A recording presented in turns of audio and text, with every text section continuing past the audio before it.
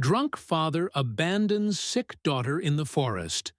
But what the dog does moves everyone. The bottle slipped from Marcus Reed's trembling fingers and shattered against the gravel driveway of his weatherboard cottage in rural Victoria. He didn't bother picking up the pieces. The amber liquid seeped into the cracks between the stones as he stumbled toward his ute, barely able to keep his balance. His 7-year-old daughter, Emma, lay curled in the back seat, her small body shaking with fever, her face flushed crimson against the worn leather. She'd been sick for 3 days, and Marcus had ignored every plea from his elderly neighbor, Mrs. Patterson, to take the girl to hospital. The weight of his failures pressed down on him like the oppressive summer heat that hung over the bush. "Dad, I don't feel good," Emma whispered, her voice barely audible over the rumble of the engine. Marcus said nothing. His bloodshot eyes stared straight ahead as he turned onto the dirt track leading into the dense eucalyptus forest that stretched for miles beyond his property. The stench of stale beer clung to his clothes, mixing with the sharp scent of gum leaves that filtered through the open windows. His hands gripped the steering wheel so tightly his knuckles turned white. Somewhere in the fog of his intoxicated mind, a voice told him he was making a terrible mistake. But the alcohol drowned out everything except the overwhelming urge to escape. Escape from responsibility. Escape from the crushing reality that he'd become exactly what his own father had been. The ute bounced violently over the rutted track, and Emma whimpered with each jolt. Her golden retriever, Rusty, pressed his body against hers in the back seat, his warm tongue licking her fevered cheek. The dog had been her constant companion since she was 3, a gift from her mother before she'd left them both for a life in Melbourne. Marcus had resented that dog from the beginning, just another mouth to feed, another reminder of his failures. But Emma loved Rusty with the pure, uncomplicated devotion that only a child could manage. 20 minutes into the bush, Marcus pulled over where the track became impassable. Ancient river red gums towered overhead, their white trunks ghostly in the late afternoon light. The temperature had dropped slightly, but the air remained thick and heavy with the promise of an evening storm. Marcus climbed out of the ute, his movements unsteady, and opened the back door. Rusty jumped out first, his tail wagging despite the tension in the air. Emma tried to follow, but her legs gave out beneath her. "Come on, then," Marcus muttered, pulling her roughly to her feet. He half-carried, half-dragged Emma about 50 meters into the scrub, pushing through the undergrowth until they reached a small clearing surrounded by blackwood and silver wattles. The ground was carpeted with dried leaves and bark that crunched beneath their feet. Emma's thin cotton dress caught on branches, tearing in several places. She didn't complain. She'd learned long ago that complaints only made her father angrier. Rusty followed close behind, his ears flattened against his head. The dog sensed something wrong, deeply wrong. He whined and circled Emma's legs as Marcus lowered her onto a fallen log covered in moss and lichen. The wood was cool against her burning skin, and she shivered violently despite the warmth of the evening. "Dad, where are we going?" Emma asked, her blue eyes wide and glassy with fever. Marcus couldn't look at her. He turned away, his jaw clenched so tightly it ached. The rational part of his brain screamed at him to stop, to pick her up and drive her straight to the hospital. But the darkness that lived inside him had taken control. The darkness that whispered he was worthless, that Emma would be better off without him, that everyone would be better off if he just disappeared. "You stay here," he said, his voice rough and hollow. "I'll be back." It was a lie, and somewhere deep down, Emma knew it. Tears rolled down her flushed cheeks, leaving tracks through the dust and grime that covered her face. Rusty immediately jumped up beside her, pressing his body against hers, trying to share his warmth. The dog's brown eyes followed Marcus as he turned and walked away, watching with an intelligence that seemed almost human. Marcus didn't look back. He pushed through the scrub, branches whipping at his face, drawing thin lines of blood across his cheeks. He could hear Emma crying behind him, calling for him, her voice growing fainter with each step. The sound tore at something in his chest, but he kept walking. The bottle of whiskey he'd grabbed from the ute sloshed in his jacket pocket. He'd find somewhere to drink himself into oblivion, somewhere he couldn't hear her anymore.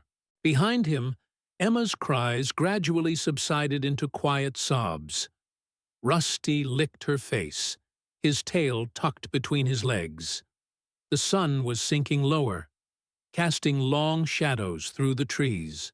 The forest was coming alive with evening sounds, the call of kookaburras settling in for the night, the rustle of possums in the canopy above, the distant crack of branches as kangaroos moved through the undergrowth. Emma pulled her knees up to her chest and wrapped her arms around Rusty's neck. "He's coming back," she whispered into the dog's fur. "He always comes back." But as the minutes stretched into an hour, and the sky turned from gold to purple to the deep blue of twilight, Emma's certainty began to crumble. The fever made everything feel surreal, like a nightmare she couldn't wake from. Her throat burned with thirst, her head pounded with a pain that made her vision blur. She tried to stand, thinking she could find her way back to the track, but her legs wouldn't support her weight. She collapsed back onto the log, and Rusty immediately pushed his nose under her arm, lifting it over his back so she could lean against him. The temperature dropped sharply as full darkness descended. Emma's shivering intensified, and Rusty adjusted his position, trying to cover as much of her small body as possible with his own. His breath came in steady pants, warming the air around her face. In the distance, a dingo howled, and Rusty's ears pricked up. He growled low in his chest, a warning to whatever lurked in the darkness that he would protect his girl with his life. Emma's consciousness began to drift. She mumbled words that made no sense, lost in fevered dreams. She saw her mother's face, heard her singing lullabies from years ago. She felt Rusty's steady heartbeat against her side, the only constant in a world that had become terrifyingly unstable. The dog never moved, never left her side, even when his own stomach growled with hunger and his throat grew parched with thirst. Hours passed in the darkness, and Rusty never closed his eyes. Every sound in the forest triggered his protective instincts. When a wombat shuffled too close to their clearing, he barked sharply until it retreated. When the dingo's howl sounded again, closer this time, he stood on all fours, placing himself between Emma and the direction of the threat, his hackles raised along his spine. The loyal dog understood what Emma's fever-addled mind could not fully grasp. They were alone, truly alone, and survival depended entirely on him. Emma's condition deteriorated as the night wore on. Her skin burned like the sun-baked bitumen of country roads in summer, yet she shivered uncontrollably. She mumbled incoherently about school, about her mother, about wanting water. Rusty licked the moisture from the leaves around them and tried to press his wet nose against her cracked lips, offering what little relief he could. When she finally fell into a fitful sleep around midnight, her breathing became shallow and rapid, each breath a struggle. Meanwhile, Marcus had made it back to his ute and driven to the local pub in the nearby town of Bright. He sat in the darkest corner, downing whiskey after whiskey, trying to drown the image of Emma's tear-streaked face. The bartender, a bloke named Terry who'd known Marcus for 15 years, watched him with growing concern. Marcus had always been a heavy drinker, especially after his wife Claire had shot through, but tonight there was something different in his eyes, something broken beyond repair. "You right there, mate?" Terry asked, wiping down the bar. Marcus didn't answer. He just stared at the amber liquid in his glass, seeing Emma's blue eyes reflected in it. His hands shook so badly he could barely lift the drink to his lips. Around him, the pub buzzed with the usual Friday night crowd. Farmers talking about the drought, young couples on dates, a group of tradies playing pool in the corner. Normal life continuing while his own spiraled into an abyss of his own making. By 2 in the morning, Marcus passed out with his head on the sticky bar surface. Terry called Marcus's neighbor, Mrs. Patterson, the only emergency contact he had. The elderly woman arrived 20 minutes later, her gray hair in curlers, her face creased with worry. When Terry explained that Marcus had been here for hours, absolutely paralytic, Mrs. Patterson's concern deepened into fear. "Where's Emma?" she asked urgently, shaking Marcus's shoulder. He mumbled something incomprehensible. Mrs. Patterson's blood ran cold. She'd seen Emma looking terribly ill 3 days ago when she'd offered to drive them to hospital. Marcus had been too proud, too stubborn, insisting he could handle it. But Emma wasn't at home. Mrs. Patterson had checked before coming to the pub, peering through the windows of the dark cottage. "Marcus!" she shouted, slapping his face lightly. "Where is Emma? Where's your daughter?" His eyes opened slightly, unfocused and bloodshot. For a moment, something like awareness flickered across his features, followed immediately by raw panic. Then he vomited across the bar and passed out again completely. Mrs. Patterson didn't waste another second. She pulled out her mobile and rang the police. In the forest, dawn began to break with fingers of pale light pushing through the canopy. The bush came alive with the raucous laughter of kookaburras, announcing the new day. Rusty had maintained his vigil through the entire night, never once abandoning his post. Emma stirred slightly, her eyelids fluttering but not fully opening. Her lips were cracked and bleeding, her skin dangerously hot to the touch. The dog whined softly and licked her face, trying desperately to rouse her. Senior Constable David Chen arrived at Marcus's cottage just after sunrise, with his partner, Constable Sarah Mitchell. Mrs. Patterson met them at the gate, her face pale with worry, explaining everything she knew. The officers immediately recognized the severity of the situation. A sick child, a drunk father, a missing girl. Every moment counted. They called for additional units and the State Emergency Service volunteers who specialized in bush search and rescue. "How long has she been missing?" Chen asked, already radiating the calm authority that came from 20 years on the force. "I don't know for certain," Mrs. Patterson said, wringing her hands. "But I saw her 3 days ago looking terrible with fever."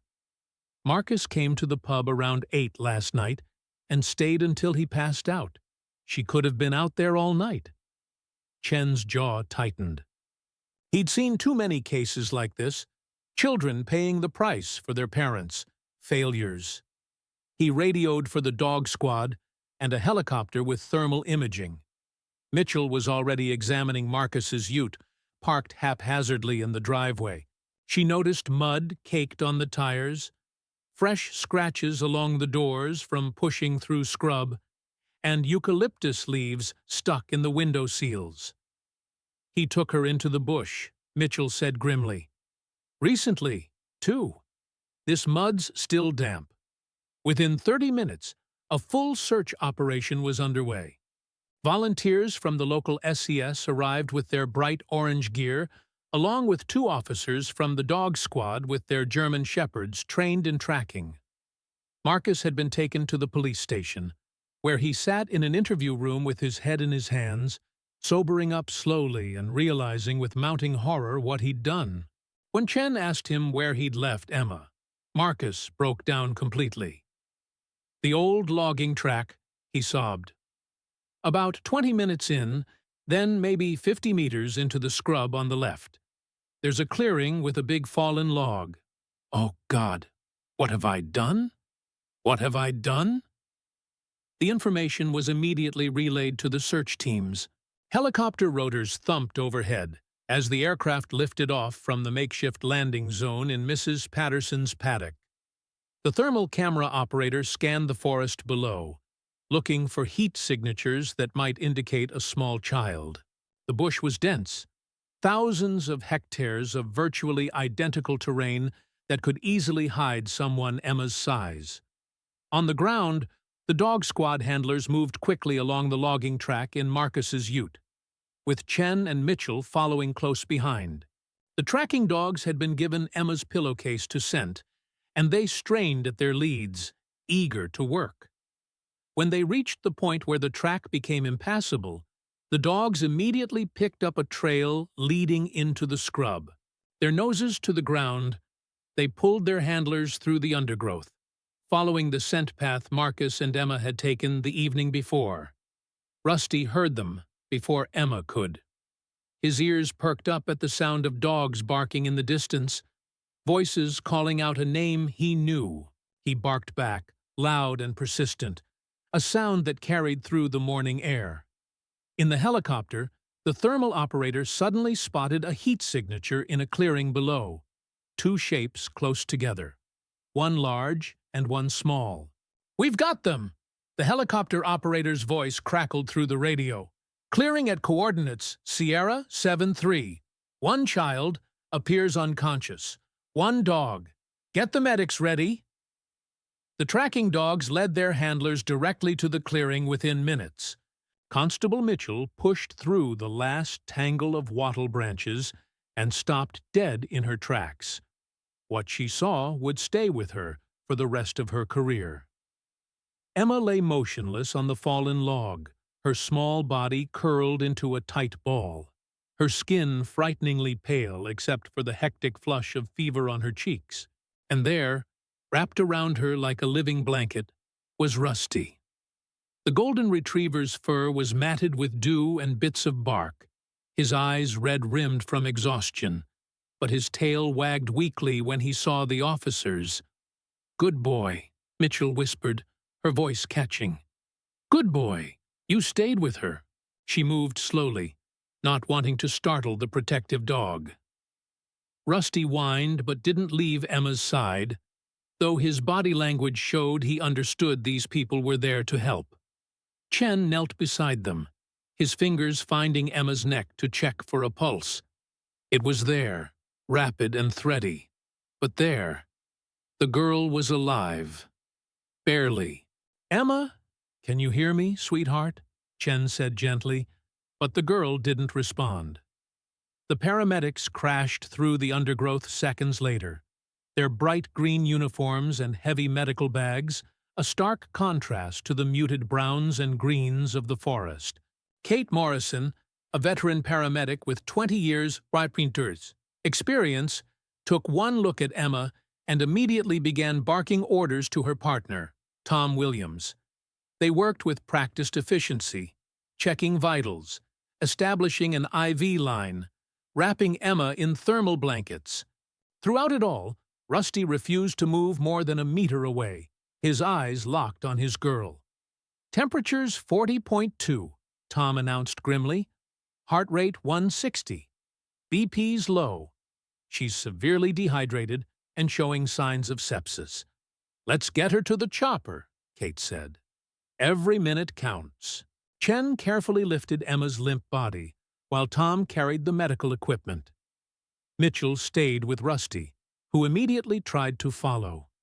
When she gently held him back, the dog's distress was palpable. He barked, whined, and pulled against her grip, desperate not to be separated from Emma after protecting her through the longest night of both their lives. He needs to come too, Mitchell said suddenly, her voice firm. This dog saved her life. He stays with her. Chen nodded without hesitation. In all his years on the force, he'd never seen loyalty like this.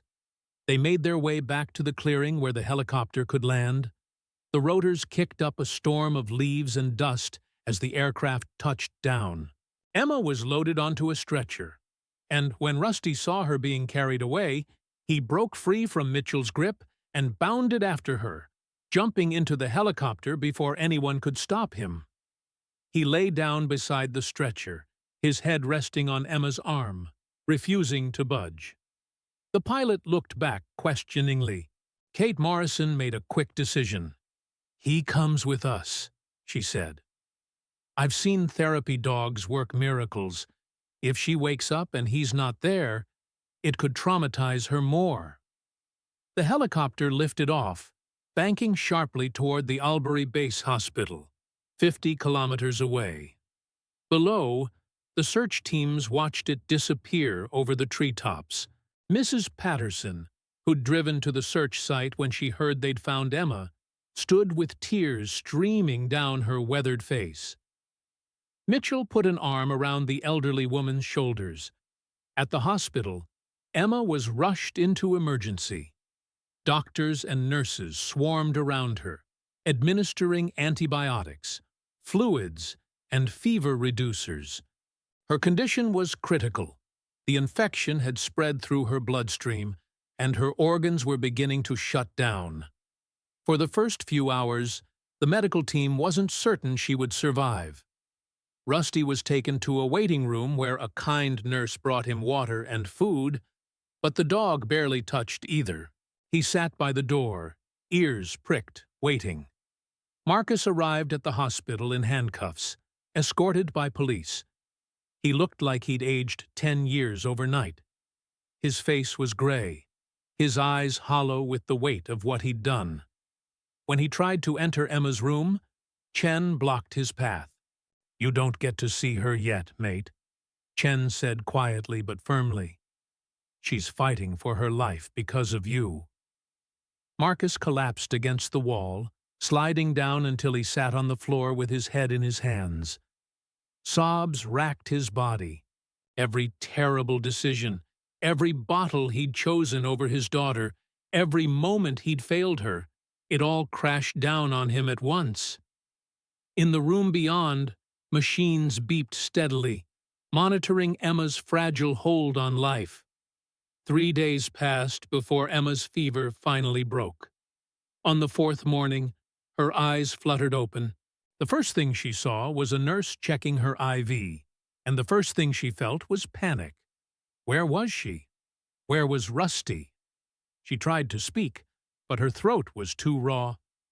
The nurse immediately noticed she was awake and called for the doctor, but Emma's distress was escalating. She tried to pull at the tubes and wires, tears streaming down her face. "Rusty!" she managed to croak out. "Where's Rusty?" The nurse, a young woman named Jennifer who'd heard the whole story, made a decision. She stepped out and found the golden retriever sleeping in the waiting room where he'd barely moved for 4 days.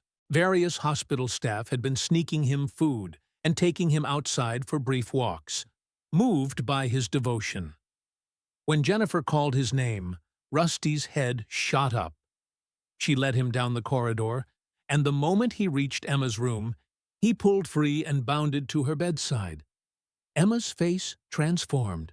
Despite her weakness, she reached out, and Rusty carefully placed his head on the bed, where she could touch him. His tail wagged so hard his entire body shook. Emma buried her fingers in his fur and sobbed. Relief, joy, and trauma, all pouring out at once. Rusty licked her face gently, whining softly, as if apologizing for every terrible moment they'd endured. Dr. Sarah Jennings, who'd been treating Emma, stood in the doorway watching. She'd been prepared to scold the nurse for bringing a dog into the pediatric ward. But the transformation in Emma's vitals on the monitor was undeniable. Her heart rate stabilized, her breathing deepened, and for the first time since she'd arrived, the girl looked at peace. "That dog saved her life, Doctor," Jennings said quietly to Jennifer. Twice now, it seems. The news of Emma's rescue and Rusty's loyalty spread through the small community like wildfire. Mrs. Patterson visited daily, bringing Emma's favorite books. The SES volunteers who'd participated in the search stopped by with a giant card they'd all signed. Even Constable Mitchell came during her off hours, bringing Rusty a new collar with a tag that read Hero. Marcus remained in custody, facing charges of child endangerment and neglect. His solicitor arranged for him to see Emma once, supervised by police and a social worker. When he entered her room, Emma's reaction was complicated. Fear mixed with a child's desperate love for a parent, no matter how flawed. Marcus couldn't stop crying. He knelt beside her bed, careful not to touch her, and spoke words he should have said years ago. "I'm so sorry, Em. I'm so sorry. You deserved so much better than me." Emma didn't respond. She just held Rusty tighter. The social worker gently indicated it was time for Marcus to leave. As he stood, broken and defeated, he looked at the golden retriever who'd done what he'd failed to do: protect his daughter when she needed it most. "Thank you," Marcus whispered to the dog. "Thank you for being the father I couldn't be." Emma recovered slowly over the following weeks. Child Protective Services placed her temporarily with Mrs. Patterson, who'd already prepared the spare bedroom in her cottage. Rusty never left Emma's side during her recovery, sleeping at the foot of her bed, following her from room to room. The trauma of that night in the forest would take time to heal. But with therapy, love, and the unwavering loyalty of her best friend, Emma began to smile again. Marcus pleaded guilty to all charges and was sentenced to 2 years in prison, with mandatory rehabilitation for alcoholism. He wrote letters to Emma that Mrs. Patterson kept in a box, telling her they'd be there when she was ready to read them, if she ever was. The community rallied around Emma, ensuring she had everything she needed, but everyone knew the real hero of the story. On a warm spring afternoon months later, Emma sat in Mrs. Patterson's garden, Rusty's head resting in her lap as she read aloud from a book. The scars from that night would always be part of her story, but they didn't define her. What defined her was resilience, the kind of strength that comes from surviving the unsurvivable. And beside her, always, was the golden-hearted dog who'd refused to abandon her in the darkness, who'd chosen loyalty over safety, who'd shown her that love, true love, never gives up.